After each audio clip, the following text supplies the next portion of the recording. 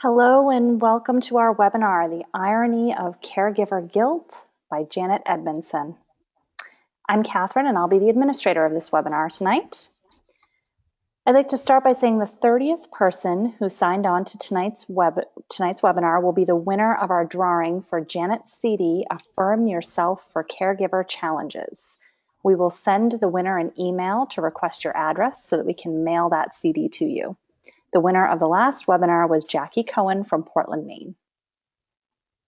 Now, just to let you know, Janet does have a 30-day program consisting of daily 2 to 3 minute videos called Power Up Your Positivity.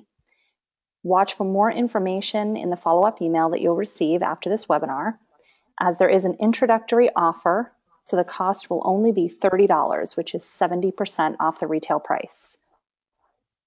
Please note that Janet's books and CDs are available on her website at www.affirmyourself.com.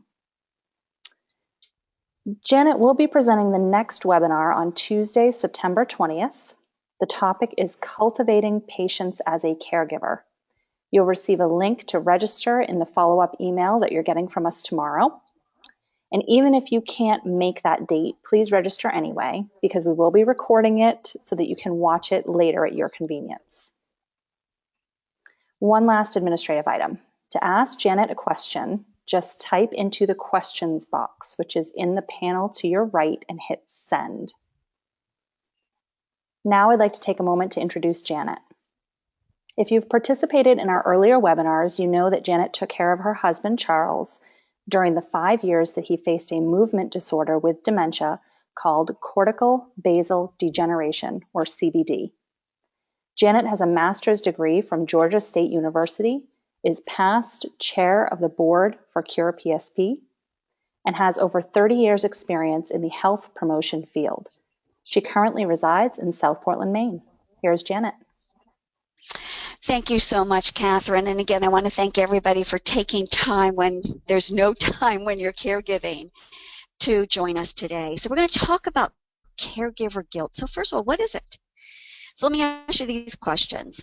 Are you ever stressed out over something you should have done but didn't? Or the reverse, something you wish you hadn't said or done? So guilt is that nagging part of your conscience that says you have fallen short of a certain standard you want to live up to. And it seems to me that caregivers really have more of this guilt than the average person. So as caregivers, what is causing our guilt? Why do we have guilt when at the same time we're sacrificing so much? So let's explore the irony of caregiver guilt. This is a quote by Carolyn Bradley Bursack. She's an author, speaker, and elder care consultant. Guilt erodes the soul. Be done with it. Let me tell you a story. I was at a support group, speaking to a support group. It was a Lewy body dementia. It just happened to be that kind of a support group. And there was a woman in the group who was talking about her husband who had gotten this terrible paranoia delusion and said that he wanted to kill her. And he kept on that, I want to kill you, I want to kill you, until he finally tried. And so eventually what happened is the kids took him to their lake house, and that's where he lived. And she continued to live in their house. And she said, I feel so guilty. Now think about the irony of that. I feel so guilty. Here is a situation where a husband, who's not really her husband anymore, I mean, it's this disease, and was wanting to kill her, and apparently even throughout the weeks that followed, he was still saying to the kids, I want to kill her, I want to kill her. And yet she felt guilty. That's the word she used. You know, that's an extreme example to me of caregiver guilt. And the irony of caregiver guilt is that we feel guilt at all. Most of us are doing unbelievable jobs in caring for our loved one. We often sacrifice our own time, our well-being, and enjoyment in order to care for our loved one. Why do we continually feel guilty? Guilt comes in many forms, and there's good guilt and bad guilt. Let's talk about good guilt first. That causes us to examine ourselves and make changes to do more and be more when necessary, to improve, to propel us to be our best selves. Good group is where we really aren't doing what we could because we may be more interested in our own needs than our loved ones, for example, or when we're avoiding our responsibilities and opportunities to care for our loved one. And I've seen that some people just don't have that internal fortitude to deal with a crisis like this. So to deal with this good guilt, change your behavior to fit your values. Start now and let your behaviors follow your values going forward. You can't change the past, so just take it from this point forward. Write that thank you card, visit your loved one, or give him a call. Send money if that's what's needed. But I have to say, I meet very few caregivers in that category of suffering from good guilt. It's when what most of the caregivers that I speak to are suffering from bad guilt. Now, bad guilt makes us feel guilty when we really don't need to feel guilty. It's when we scold ourselves for not living up to our ideals about the situation that we can't help. Again, when we're already doing so much. The scolding we give ourselves due to this bad guilt are things like we scold ourselves for not doing enough. We scold ourselves if we think we're acting selfishly. We scold ourselves if we feel weak. We scold ourselves if we feel incompetent. That's bad guilt. They say hindsight is 20/20. So sometimes this bad guilt comes when we realize retrospectively that we maybe could have done more or could have known better. In fact, I recently heard from a caregiver whose mother had died, and he said that he still felt guilt associated with wondering if he could have done more. But the reality is, we are doing the best we can in light of what we know now. Now let me say that one more time. The reality is we are doing the best we can in light of what we know now. So accept that. We can even experience the irony of bad guilt when we have the thought of, boy, how much longer is this going to go on? I had a situation where Charles was about 4 years into his neurological disease. Excuse me. And I had the opportunity to talk to the wife of another person who went 10 years in their neurological disease, which had a lot more behavioral issues than I was dealing with. But when she told me that it was 10 years and I was only into the 4th year with our particular issue, I thought, I don't think I can make it 6 more years. So then you feel guilty that you're having even those thoughts, right? So what are some of the things that make us feel guilty, which ironically should not? Well, a lot of times we lose our patience. Now that's what we're going to talk about in the next webinar. Things that cause guilt when it should not are when we're complaining about a lack of sleep or a lack of money, when we don't have enough time with our loved one or the rest of our family, when we are guilty about anger that we have for our loved one for getting sick or for whatever reason. When we feel relieved, maybe we feel relieved after we put our loved one in a facility and we feel guilty about that. Or we feel relieved when we have respite care in for a few hours or a day, and then we get to go do things that we need to do. We feel guilty about that. And we feel guilty sometimes when we have a professional caregiver who's in helping us. Then there's happiness guilt, when we feel bad about feeling good. It's that guilt over cutting ourselves a break. And we feel guilty sometimes when we take time for our own needs. I loved going out to dinner with my good friend Jean. Of course, I loved going out to dinner with any of my friends, but Jean was my best friend, and she would come about once a week, and we would, when I had enough aides and help at night, and we'd go out to dinner, and I would feel guilty. I would be worried. I'd feel guilty, and yet I needed that for my own renewal to be able to be the best that I could be with Charles. Another thing that causes guilt is when we keep saying, well, what if I could have this, or what if I could have that? So it's the guilt of not acting soon enough. We'll talk about that later. I'll give you an example. And then we feel guilt when actions that we make are not aligned with our ideal perfectionistic values. Now that's the key. We want our actions to be aligned with our values, but when our values that we're putting out there are so perfectionistic that we can't do it, it's not really fair. We feel guilty if we're a long distance caregiver. That's especially hard. We feel guilty when we're ready to move on versus to keep hanging on. And we even feel guilty for feeling guilty. How about that, huh? So we are victims of our own best intentions. We want to do our best. We want to do it all. We want to live up to this ideal we've set. And guilt then comes when we can't meet these idealistic standards.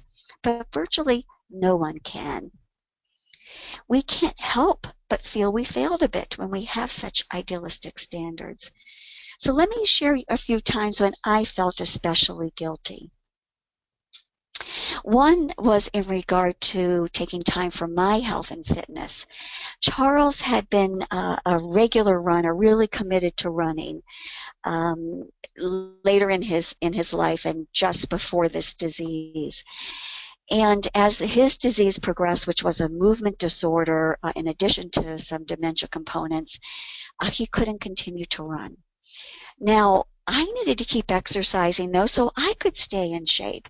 So I would go out before he got out of bed and get my run in, or when I needed to stay in, I'd run on the treadmill. And I'm not kidding you that I felt guilty when I was doing it. And then it was really hard because I knew he really would have wanted to be doing it too. He just couldn't. So that's one time that I certainly felt guilty. I want to share a different one. This is my grandmother, Rai Rai, and she came to visit me from having spent a couple of months at Cape Cod with some friends, and she came to me with a very bad cold and cough. It got so bad we took her to the urgent care center. I was new to the area at the time and didn't have a primary care physician, so we took her to the urgent care, and the doctor there checked her lungs out, did an x-ray, and found out that she had pneumonia. So he sent her home with some antibiotics.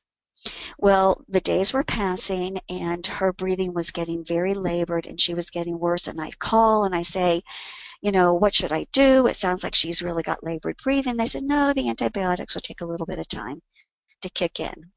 Well, one morning I woke up and her lips were blue. I called 911 immediately. And frankly, we just barely caught her before she would have been gone. And the ER doctor scolded me for waiting too long. But I tried. I just didn't know. I was doing the best I could, but boy, I sure do wish I hadn't waited so long.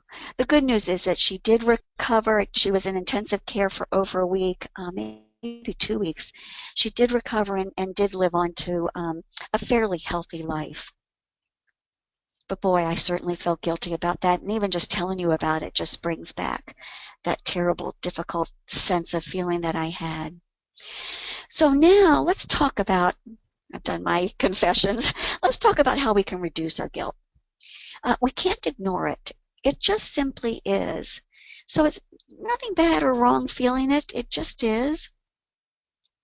But how can we explore ways to reduce and minimize those feelings?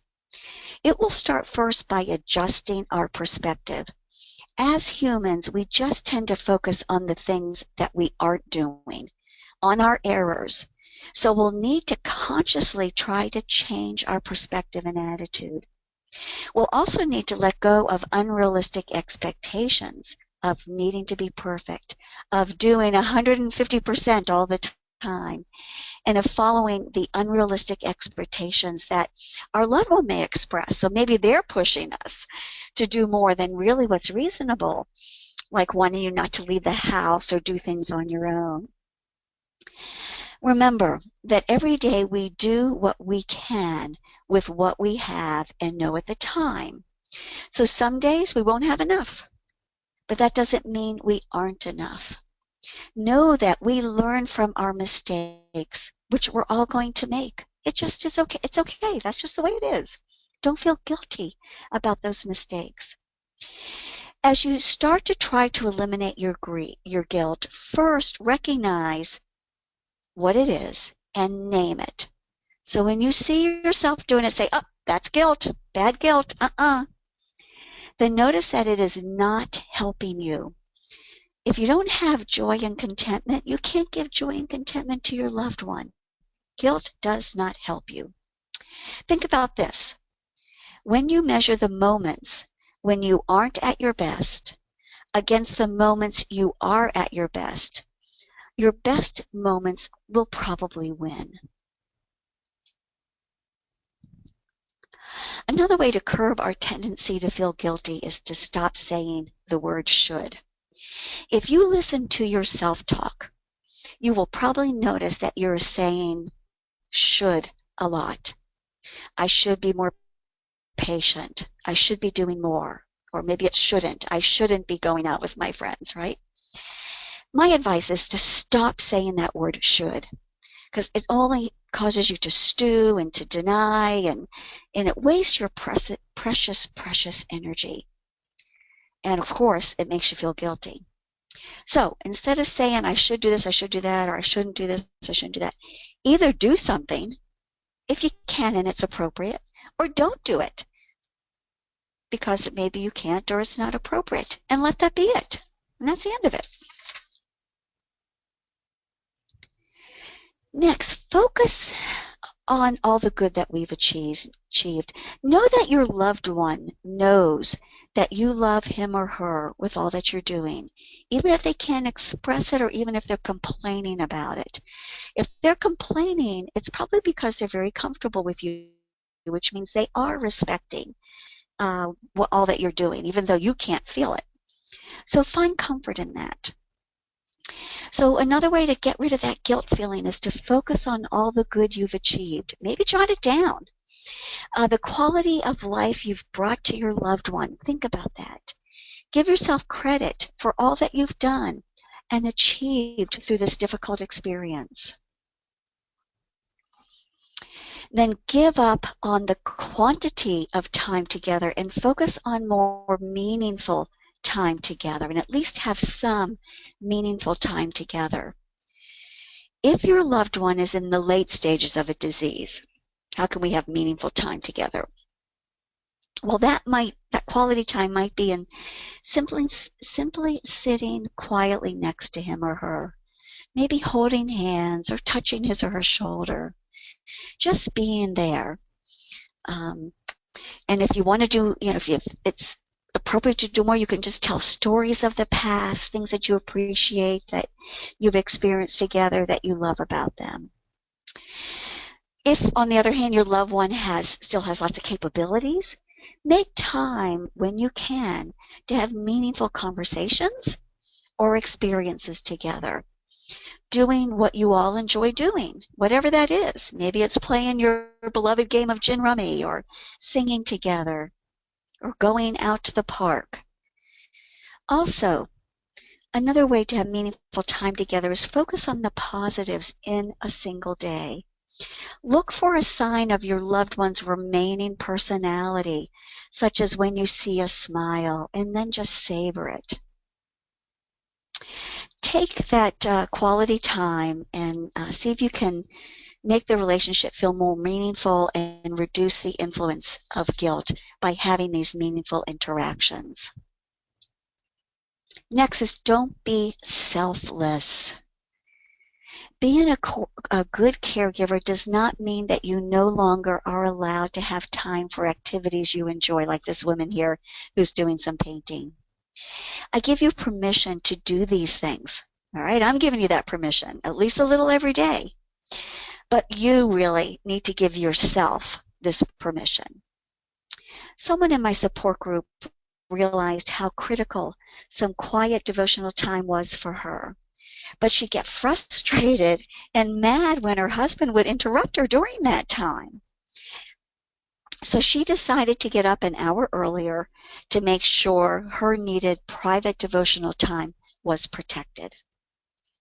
So take action to meet your needs, whether it's time alone, doing a hobby, or like me, having time for friends. And then also in not being selfless is to adopt daily relaxation techniques. Take deep breaths. Get respite occasionally. And then I want to encourage you to join a support group, because then that will help you know what others are going through and that it's the same difficulties as you are, which can be helpful in giving yourself grace and forgiveness to counteract those feelings of guilt. Here's my most important message for tonight. To reduce the influence of guilt, have self-compassion. Kristen Neff has written and researched this concept. She describes that having compassion for yourself is really no different than having compassion for others. To have compassion for others, you must notice that they are suffering. Then your heart responds to their pain. You then feel warmth, caring, and desires to help the person. You offer them understanding and kindness while not judging them. Self-compassion involves acting the same way toward yourself. Ask yourself how you can comfort and care for yourself with kindness. No judging, no criticizing yourself. Understand that no one is perfect. Be mindful that we are human and that that's okay. Neff encourages us to keep a self-compassion journal for a week. Jot down when you felt guilt, and for each event, practice using kindness toward yourself to process the event in a more self-compassionate way. Here's another technique to develop self-compassion. Instead of listening to our guilt and the voice that says we are not good enough or doing enough, come up with an opposing, self-compassionate mantra like, actually, I'm better than I think I am. So to figure out what your own mantra might be, think about what a wise friend might say to you and how they might encourage you. And then jot that down and put it somewhere where you can see it every day to be mindful of it. That's your mantra to help wrap some self-compassion around yourself. When we are hard on ourselves, maybe because we think it will help us change and be better, adopt self-compassion. Neff assures us that the more we practice self-compassion, the better we will get at it. So don't get guilty if you're not good at it right off the bat. Let me go over a couple of other ways that I think brings in a special sense of guilt to caregivers. So people who are needing to make the nursing home decision are ones who I've often seen feel the most guilt. You think this is not what your loved one would have wanted. You wonder if there was more you could have done to keep him or her home. But sometimes keeping them home is not possible for a variety of reasons. I often hear of smaller women who are caring for these tall or larger men. As an example, it becomes impossible at some point, right? But there's a lot of other reasons. You might, as a caregiver, break a leg or twist an ankle or pull your rotator cuff, and you cannot then help in the way that you should be able to and would love to be able to help. And so the nursing home decision might be a good one. And just know that placing your loved one in a facility isn't giving up. It's just a new way of caring. And I was just at the Alzheimer's Association conference here in Maine today, and Jolene Breakey, who I love her book, Creating Moments of Joy, talked about how important it is to really allow professionals to care for your loved one. That would be whether in the home or at a facility, so that you can be who you need to be. And that actually, the care can be better. In some ways. So instead of letting guilt fester, what you can do under these circumstances with this nursing home decision, let's say you decided to put your loved one, your parent, your spouse in a nursing home. Here's some things to do to negate that guilt. First of all, make your loved one as comfortable as possible. Be actively advocating and working with the staff for the best possible care. Visit often, and visit when they're not expecting you, so you make sure that the care is good. And then make your visits meaningful, like we were just talking about. And some ways to do that is bring photos that you can discuss. Certainly decorate the room to make it homey and with pictures that make it feel like home. So here again, focus on the quality of time, not the quantity. Oftentimes our loved ones do better, as I've mentioned, once they're with professional caregivers in a facility or at home. So with having these professionals in charge of the day-to-day caregiving, you can now be more the spouse, the child, the sibling, or the friend. And then here's another difficult time for people that guilt really pops in, and that's when you have a difficult relationship. So Diane Rehm, a talk show host on NPR, was recently interviewed about her newly published book about the experiences with her husband's Parkinson's disease and subsequent death. She said that their relationship was not perfect and encountered some rocky roads. But she also said that no relationship is perfect. And while Charles and I had one of, I think, the really special close relationships, it wasn't perfect either. We'd have an argument, we'd have a struggle, and then this especially was multiplied through the caregiving process. And that closeness got really deeply challenged. So while I can't totally relate with those of you who might have had a mostly difficult and uncomfortable relationship with your loved one, whether a spouse, a parent, or other type of relationship or person, friend, whatever. However, I still believe that giving up the guilt, even in difficult relationships, is important. Sure, we could all be better in relationships, but we are usually doing the best we can under the current and past circumstances, whatever they may be. So I therefore all the more encourage you to have self-compassion and give up that bad guilt even if you're in a difficult relationship. In closing, guilt will suck up your energy during this caregiving experience that requires every ounce of energy you can muster. Look at it as the thief. Give into forgiveness, starting with yourself first. Don't give up your energy to guilt. Letting go of our guilt is an ongoing process. It takes practice every day to let it go, to recognize it, name it, and let it go, and give ourselves that compassion, that self-compassion that we deserve. It may remain a constant struggle, but I encourage you to keep talking to yourself and reminding yourself to let go of the guilt when it pops up. So your action plan is to think about one or two things that we talked about today that you really want to focus on, and let that be your antidote to the guilt, and commit, I hope, to embracing self-compassion starting tonight. So before I give you my final thought, I hope you stay tuned till I do that. I'd like to turn it back to Catherine to take your questions. Catherine? All right, as a reminder to send us a question, please type them into the questions box, which you will find in the right side panel, and then just hit send. All right, so the first question we have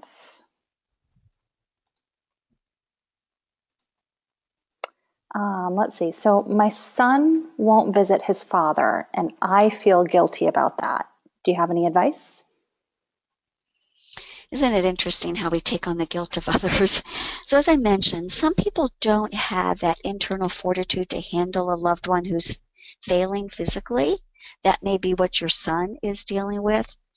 Or sometimes the relationship is already strained and the child hasn't developed the skills to have an imperfect relationship with a sick parent.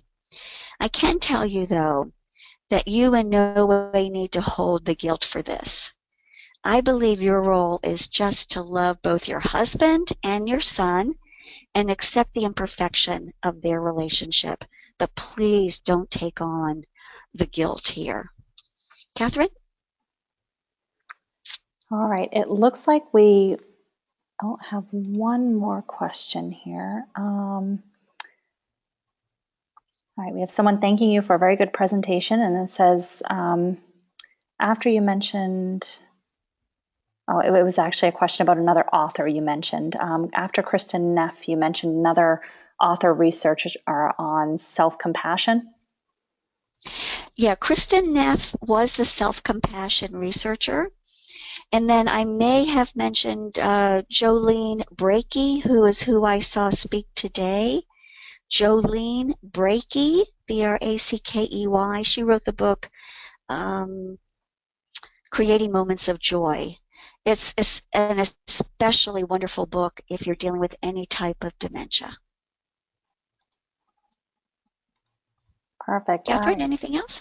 I think that's actually it for tonight. So, in closing here, let me remind you that Janet will be presenting the next webinar on Tuesday, September 20th. The topic is cultivating patience as a caregiver. You can watch for that link and register in the follow-up email that you're going to get after this webinar. As I mentioned earlier, Janet's products are available on her website at www.affirmyourself.com or from Amazon or your local bookstore. And don't forget to consider the 30-day Power Up Your Positivity program. Watch for details about that as well in your follow-up email. And now I'm going to turn it back to Janet for her final quote. Thank you, Catherine, and thank you all again for being here. So my final quote is really an affirmation that I hope you'll repeat often and then just fake it until you make it. So it's this: affirm yourself. I will let go of my guilt and bestow upon myself self-compassion. And with that, I'll say thank you and have a wonderful evening. Good night.